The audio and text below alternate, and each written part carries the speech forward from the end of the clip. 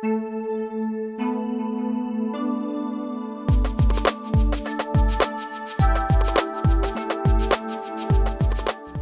think it's a bit more expensive to live in Sweden rather than living in the UK, especially where food and drink is concerned. So we've decided to do a little test, and this is going to be the first half of that test.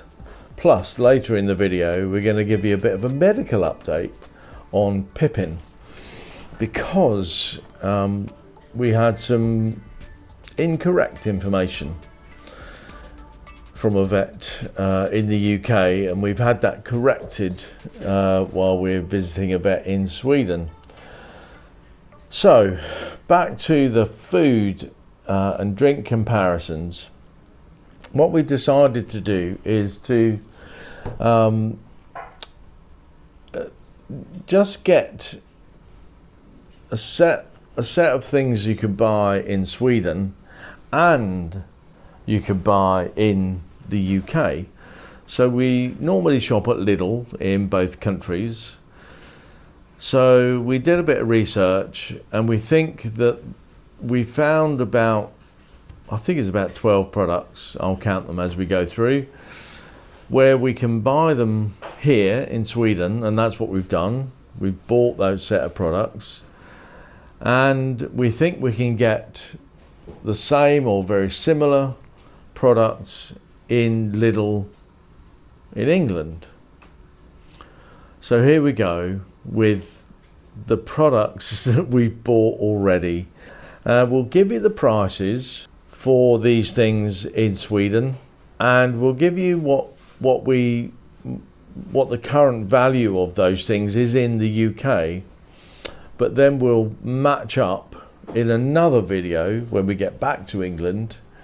We'll do the same shop in Lidl in England, and then we'll re-watch this video and match that up to the prices that we pay in England. So let's have a look at the foods that we bought. And don't forget, we've got the Pippin update coming in a couple of minutes.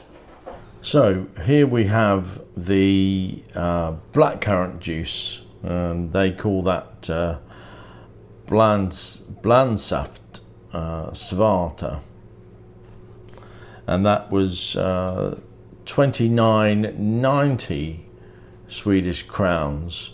So the prices I mentioned here in this section are going to be the prices in Swedish crowns, so I won't keep saying Swedish crowns. So 29.90. We also paid 1 crown for the bottle deposit, which if you take it back, put it into the recycling machine, you'll get 1 crown back for that.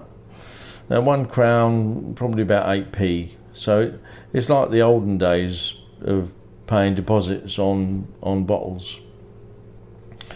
Next up we have the mayonnaise, and that is 17.90. They call that latte mayonnaise. I can't pronounce it in Swedish, it's difficult. And then we've got the chopped tomato at 10.90. We have the pizza sauce, that's 19.90. Now these baked beans were 10 crowns, but they are the chili baked beans, and we didn't really notice that they had chili with them, so we have to try and find the same ones in the UK. I guess they're going to be nice. I haven't tasted them yet, so we'll have those at some point. Then we've got the sweet corn, which they just call maize, M-A-J-S, and that's 12.90. We've got the pork cutlets, and these are just like boneless pork chops, if you like.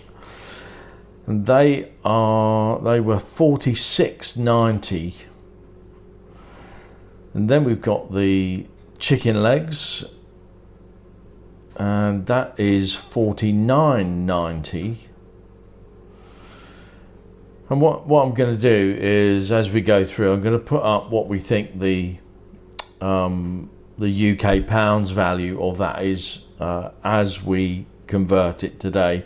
Obviously, currency conversions change as you go through, but you know, it's more or less what they are, and we can look at what the real prices are in the UK if we can buy exactly the same products. So that's the chicken legs, $49.90. Next up, we've got the pasta, which is a fusilli, 500 gram pack. That's $8.90. And then we've got, unusually, this is a 3-pack of bacon. So it's sort of quite a streaky bacon, but they come in packs of 3. Now, what you're looking at there is 1 pack.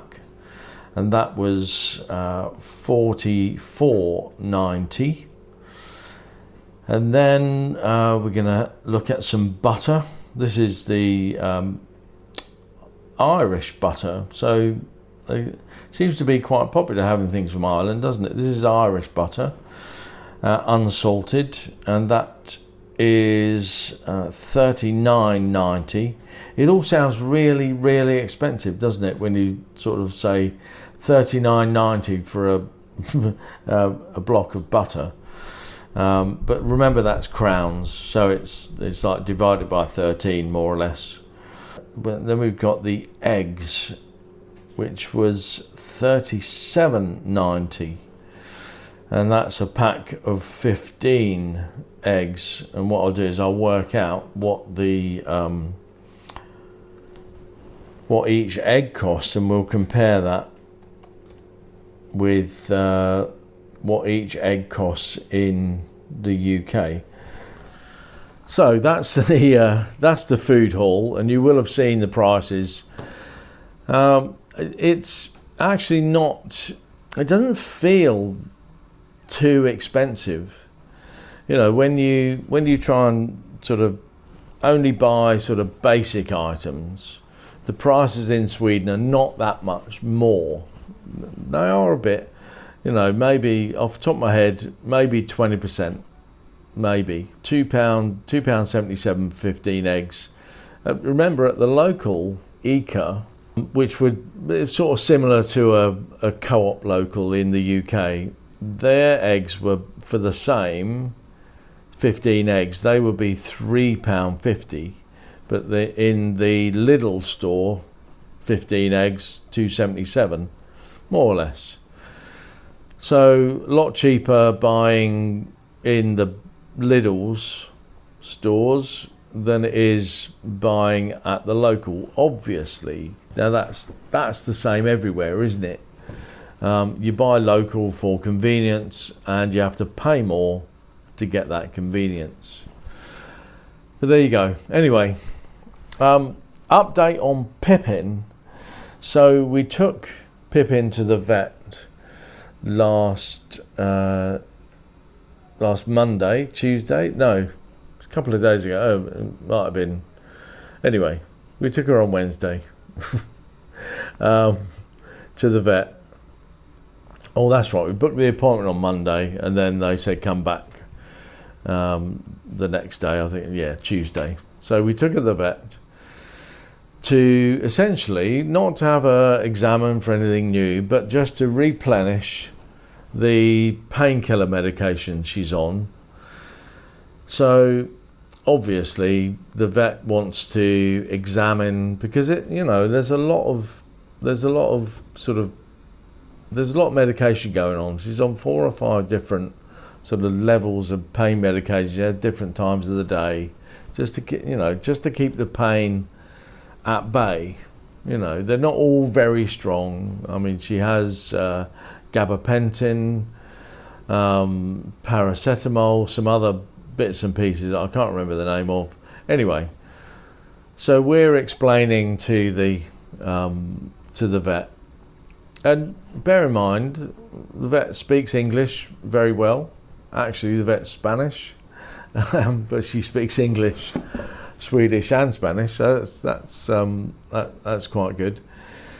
But we're going through, and we're explaining that, we believe she's got Cushing's disease, and the vet says, well, her teeth aren't that good. No, well, she doesn't really chew anything.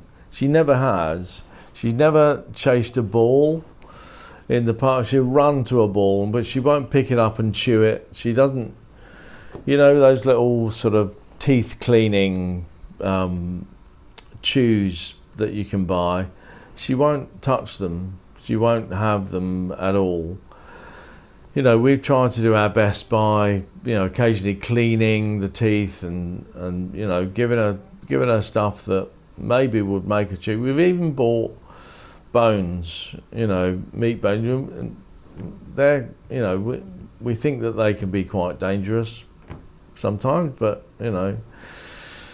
but there you are. So the vet says, well, her teeth are not great, and it's like, she's already had 8 teeth out a few years ago, and it's like, well, we really ought to think about doing something about that.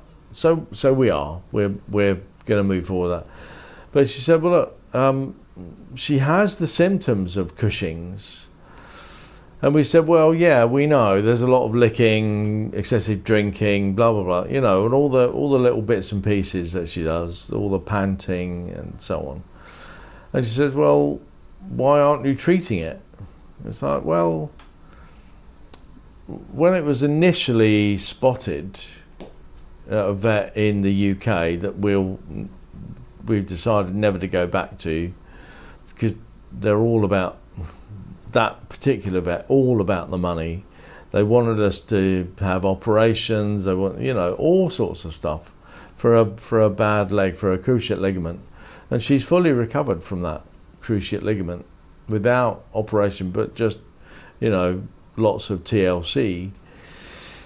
So that vet told us that we would need to spend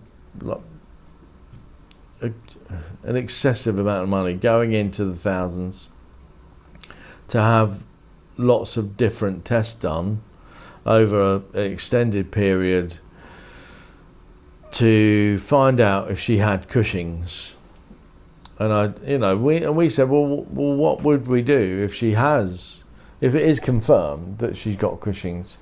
And she said, well, there's no treatment, there's nothing you can do. It's just, you've got to know. It's like, well, I think we'll just assume that she's got Cushing's then, and we won't do anything. Same result, right? Just treat her gently and, be as best owners as we can, and make sure she's always comfortable, which is what we do. However, the vet in Sweden that we saw, she said, well, that's not right. There is treatment for Cushing's disease, which will extend her life, because we're thinking that Pippin's about to peg it, just about to peg out because of Cushing's, and there's nothing we can do. But that's not the case. She can be treated. There is treatment for her. So what we're trying to do now is have the test done, because the test is important to find out the levels of the extra cortisol and all the rest of it. So I don't fully understand it. But this vet said, well, look, you can pay 5,000 crowns and bring her in the morning, leave her here all day, and we'll do the test. We'll take care of her all day, blah, blah, blah. I think it was, over 5,000 crowns, broadly nearly £500.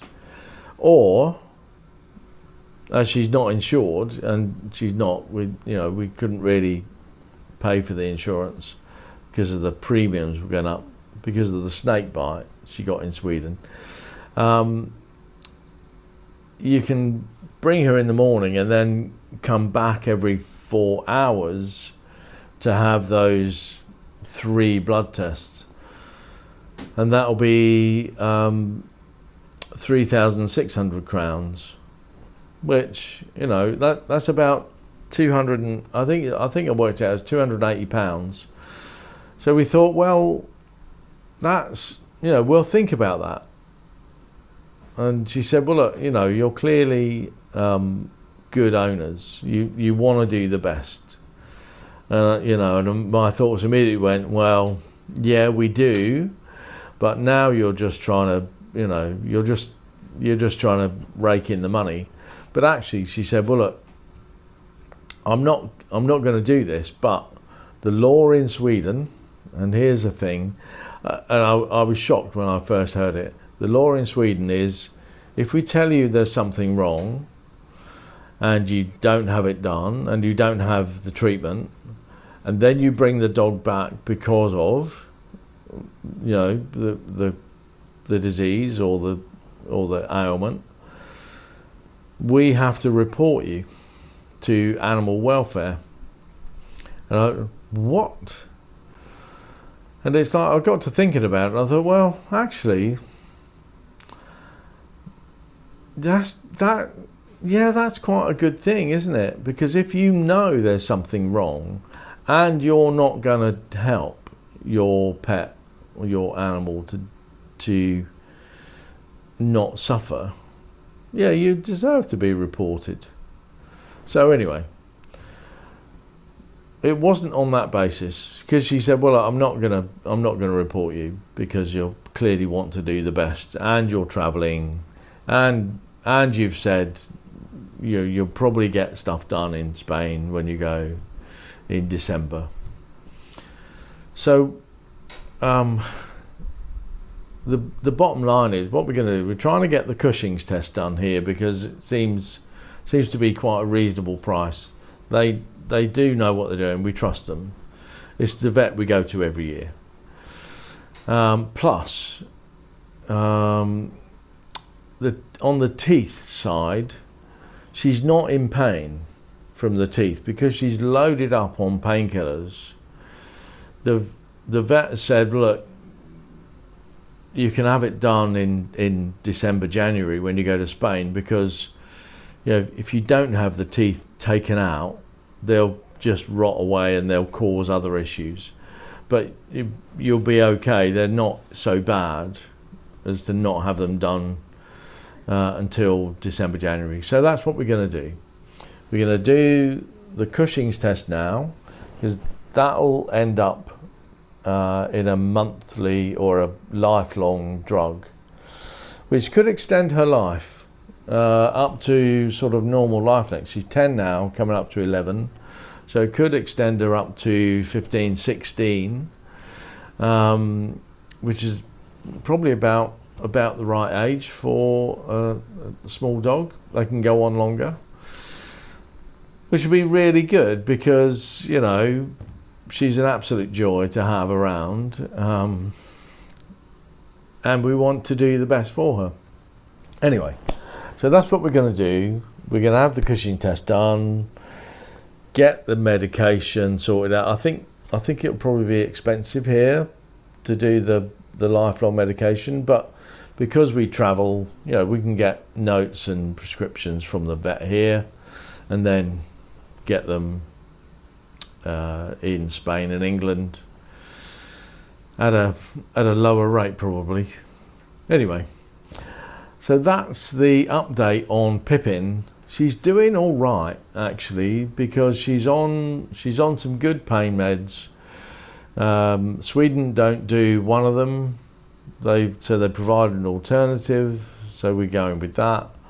She's happy, and actually we were sitting out near the decking yesterday evening, and a neighbour's cat came into the garden, and she felt well enough to leap up off of the cushion, run up the steps, and bark at the cat to chase it away. So she, and then she came, bouncing back down, and was very happy that she'd done her job of scaring away a cat. Anyway, so that's the Pippin story. She's doing all right, and she's not in pain. So we keep her sort of medicated to stop that happening. And I hope you've enjoyed this little update on Pippin. I'm going to see you again in the next one. Bye bye for now.